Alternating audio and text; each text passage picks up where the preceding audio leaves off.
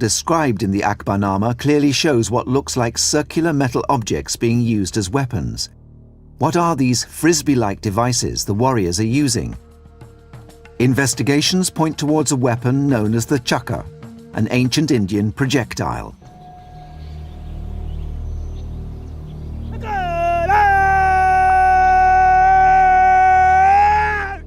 Nidar Singh is a member of the Sikh warrior tribe known as the Akali Nihang. They were the front line of the Sikh army created in the early 17th century.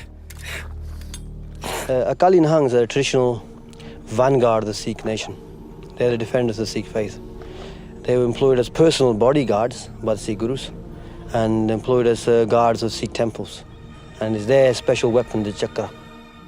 The chakra varied in size from 5 to 12 inches in diameter and were up to an inch in width.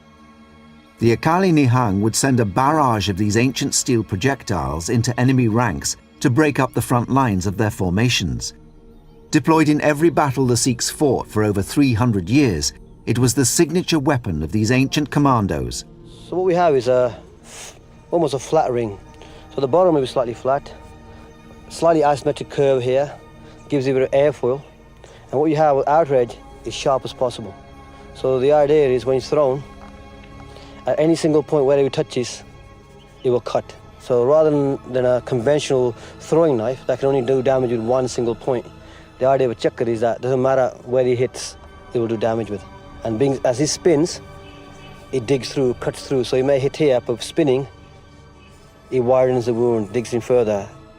An account from a traveller to ancient India, Duarte Barbosa, reveals the startling ways in which the chakra was used.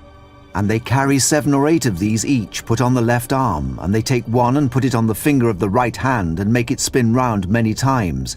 And so they hurl it at their enemies, and if they hit anyone on the arm or leg or neck, it cuts through all. Would it be possible for the chakra to actually sever a limb, as Barbosa wrote? In ancient times, the Sikhs would use sugarcane to test their weapons. Traditionally, they consider sugarcane to be the same consistency of bones. So even in Sikh rituals, where they do sacrifices and so on to the goddess Chandi, they employ sugarcanes to represent limbs. To test the chakra, sugarcane will be used in keeping with the practices of the ancient Sikhs. Will the chakra be able to cut through a limb?